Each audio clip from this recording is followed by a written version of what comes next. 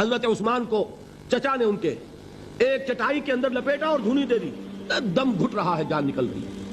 حضرت مصعب بن عمیر رضی اللہ تعالی عنہ، وہ نوجوان 200 درہم کا جوڑا ان کا سل کر آتا تھا شام سے تیار ہو کر، لباس معطر ہوتا تھا، جدھر سے نکل گیا پوری گلی جو ہے وہ معطر ہو گئی، انگلیاں اٹھ رہی ہیں، وہ جا رہا ہے مصعب، یہ خوشبو اس کی ہے۔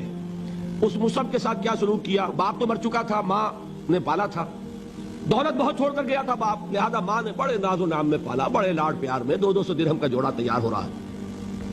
لیکن یہ کہ آپ کو معلوم ہے عرب کے اس معاشرے میں عورت کی کوئی حیثیت نہیں تھی، ماں کا اختیار نہیں تھا، چچا تھا سربراہ خاندان کا۔ چچا نے کہا مصعب اگر تم نے اپنے باپ کا دین چھوڑ دیا ہے تو باپ کی دولت پر بھی تمہارا کوئی حق نہیں ہے، نکل جاؤ گھر سے۔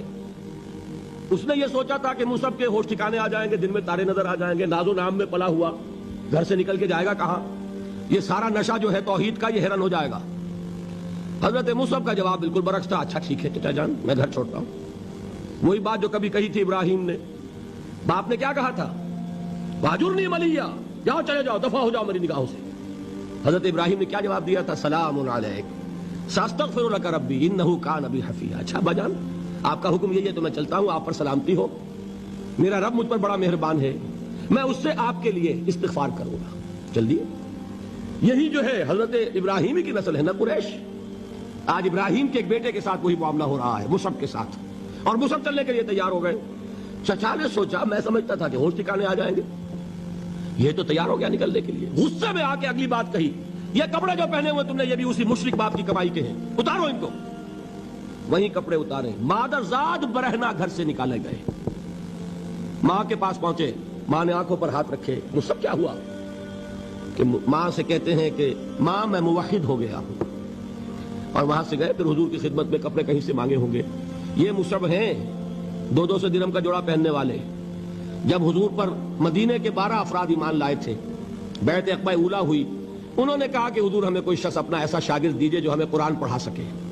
حضور نے حکم دیا مصعب جاؤ، اب مدینے جاؤ، یثرب جاؤ، یثرب والوں کو قرآن پڑھاؤ، انہیں تبلیغ کرو۔ مصعب گئے ہیں وہاں، 1 سال کی کمائی 75 افراد لا کر حضور کی جھولی میں اگلے سال ڈال دیے کہ حضور یہ میری 1 سال کی کمائی ہے، 72 مرد 3 عورتیں۔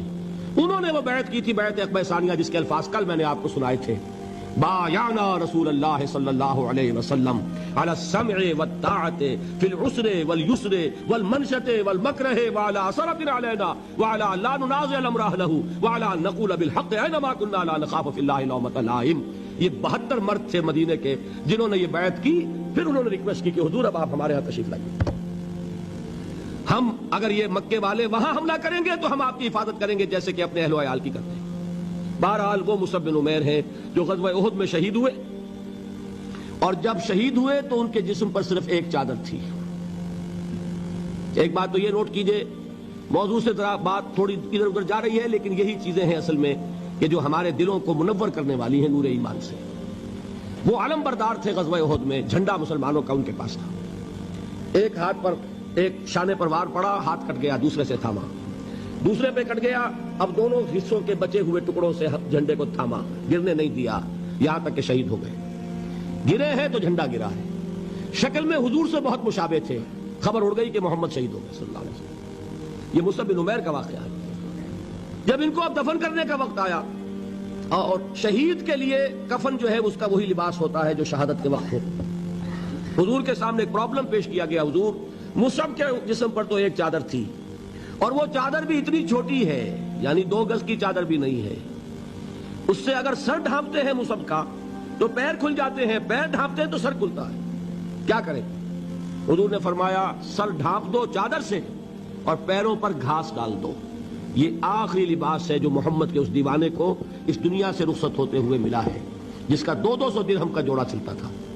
یہ ہے صبر، برداشت کیا کہ نہیں کیا؟